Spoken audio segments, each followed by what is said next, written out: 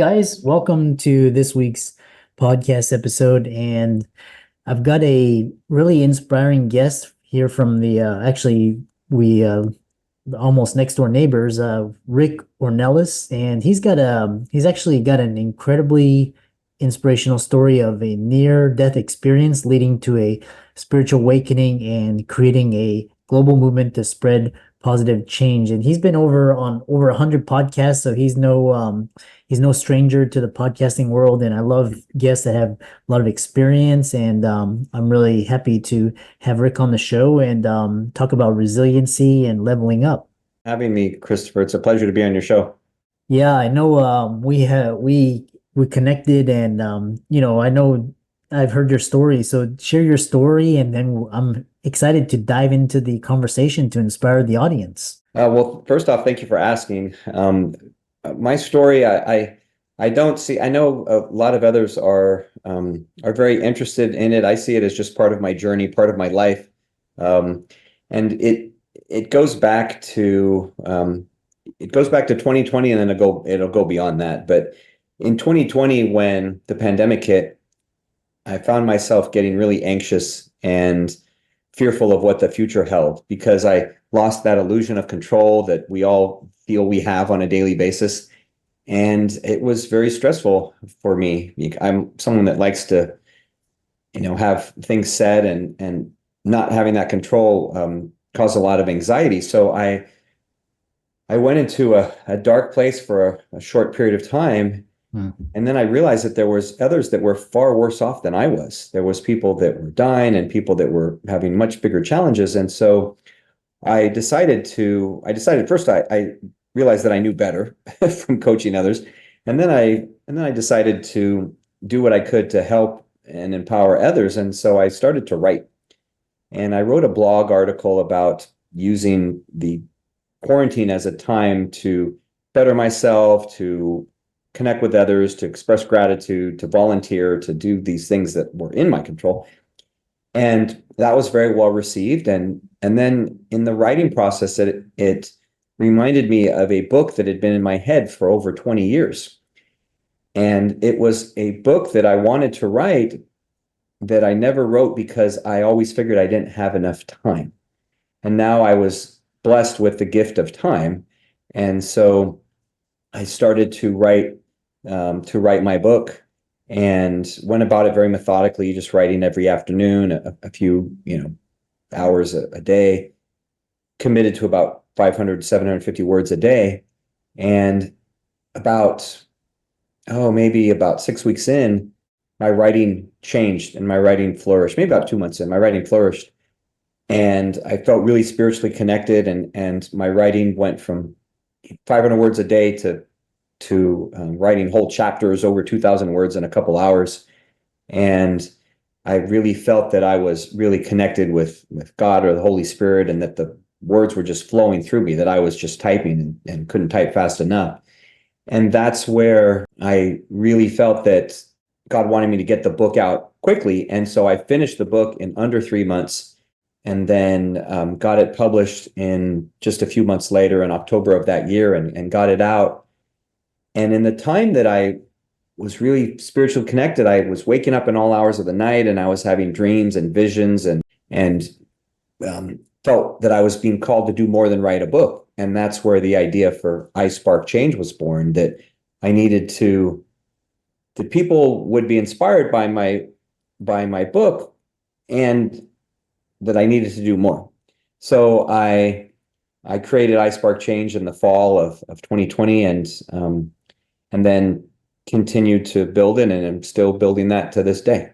Yeah, which was really and so one, kind of diving into this story and this and I've actually had another guest also write a book about the problems in the world, racism, inequality, all these climate change, corruption, and she wrote it during the pandemic, very similar to how you are describing, kind of like divine, or just kind of universe, or kind of flowing through. So one thing that is one thing is talking about is considering the difficult times in 2020, you got a spirit. What advice would you give to someone similar adversity today? How can they have a sense of direction during these challenging times? It's a great question, Christopher. And it was that same question that I pondered back then. And I would say, and this is advice I've given to people I've coached over the years, the advice is that we always have control over how we respond to something, number one. And number two is what we do because of it. So one is how we respond. So if something happens that you may look at and say, oh, that's bad or negative or unfortunate. Well, it's all from by whose perspective, right? And seeing as we both live here in the Houston area, I remember a few years ago when we had that Arctic freeze where we had 8 inches of snow and it was, it was crazy for where we live, right? And the big thing about that was that, yes, it was uncomfortable. And yes, we lost power and we lost water and all these things. That was one of the most fun times I had with my kids because we were out there playing in the snow. We went and took our river tubes and we're sliding down these hills and we made lemons out of lemonade to use an old cliche. And so that's the first part, is that it's a matter of perspective, right? Is what you do or is how you respond and look at it. And then the second part, which really goes hand in hand, is what action do you take after that happens? And so in the pandemic, first I went to that dark place and then I said, no, I'm going to take action and do something from it. Or in this situation, we decided to go have fun and play in the snow. And so it's that action component that, first is how you react to it. And then what do you do because of it, right? How do you respond? And that's where I think a lot of people get lost is they may say, okay, I'm not going to let it get me down, but then they don't do anything. They don't do anything to change their mindset or their situation. And that's what's worked for me and lots of others that I've coached. Yeah, I really admire that. And especially, 2020 was a dark period for all of us. And even the world today is much crazier. I think just kind of COVID was just kind of the spark and the catalyst. And now we're kind of live with that uncertainty, almost I think for decades now. The other question is this idea of impact initiatives. I Spark Change. You aim to build a community to foster positivity and hope, and kind of describe specific initiative projects that have successfully mobilized this community towards significant impacts. Well, with iSpark Change, our goal that we're still working on, years later, is to create the world's first social impact social media platform. So a central hub that is a place for individuals, organizations, nonprofits, groups, businesses to all support one another, collaborate, find one another, make the world a better place through their work, through their actions. There's lots of fragmented groups all over the place, right? There's nonprofits, there's groups on Facebook or LinkedIn, there's other types of online groups.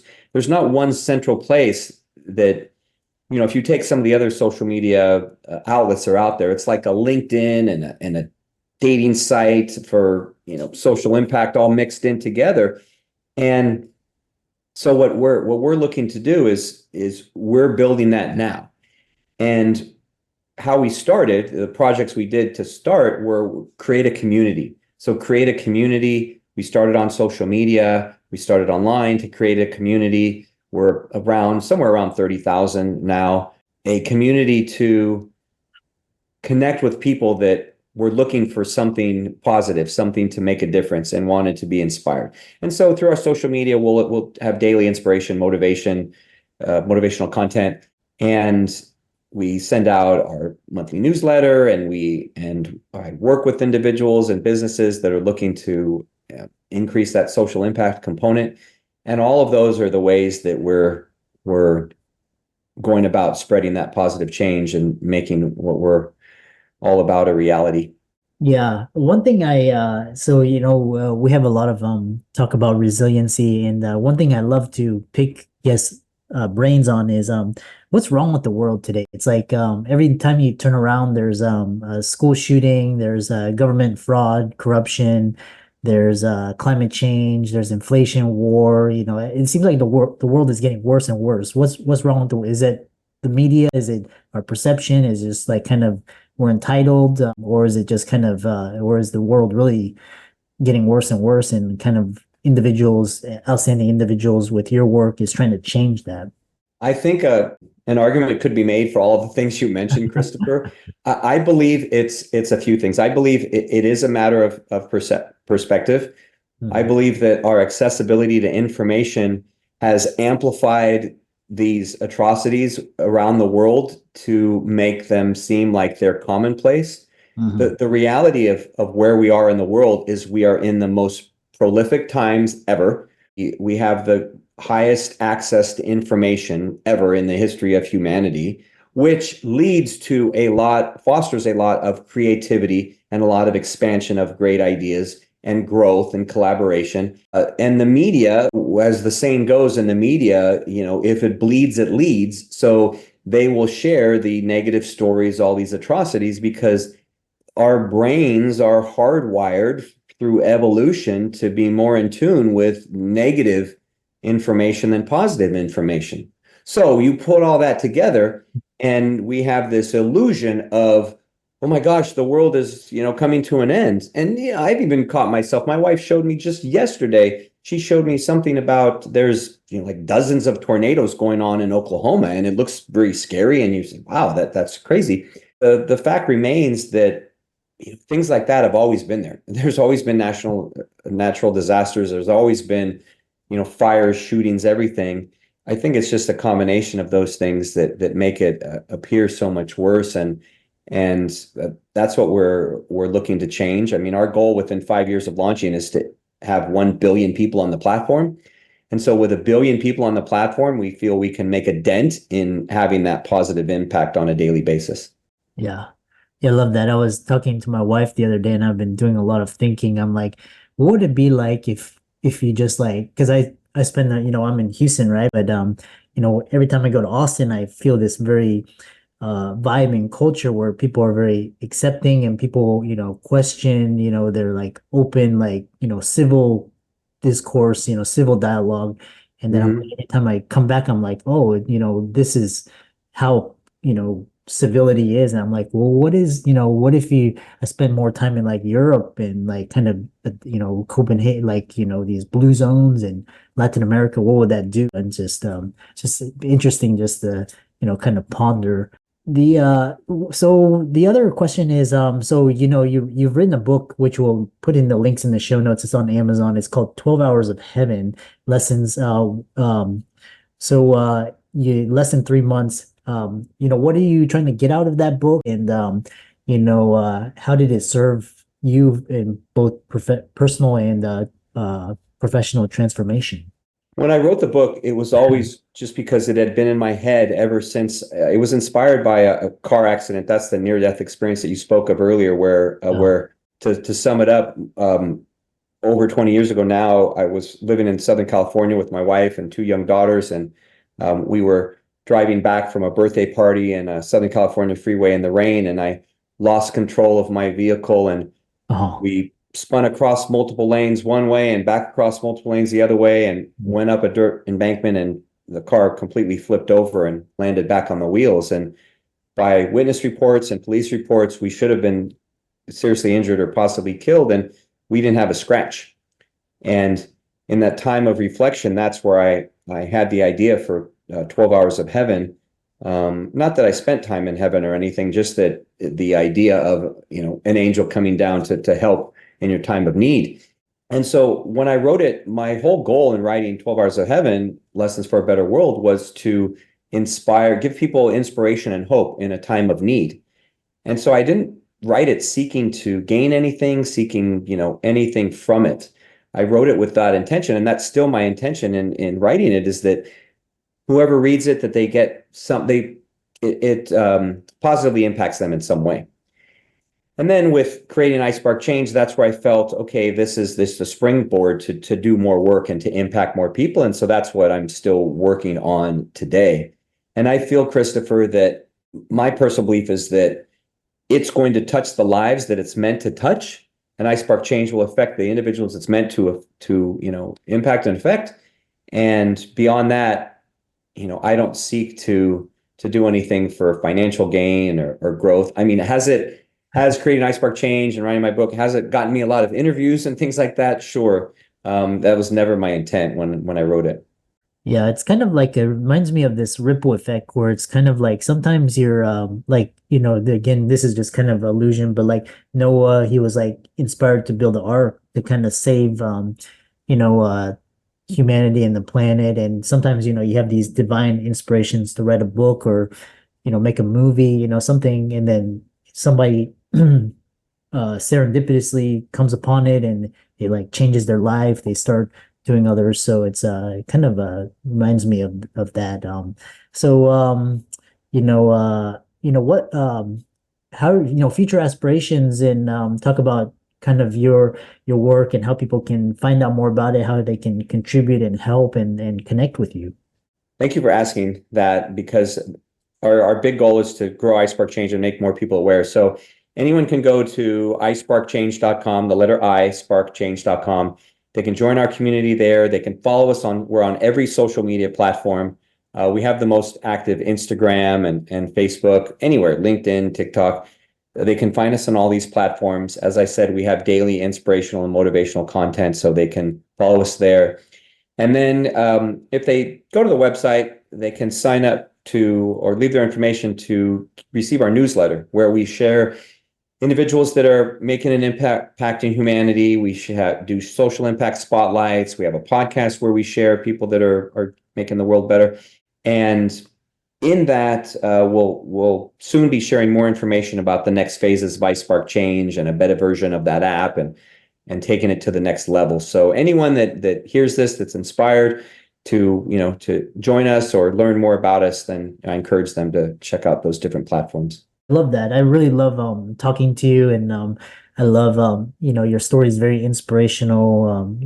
Obviously, the car accident, thank goodness you and your family are alive and well.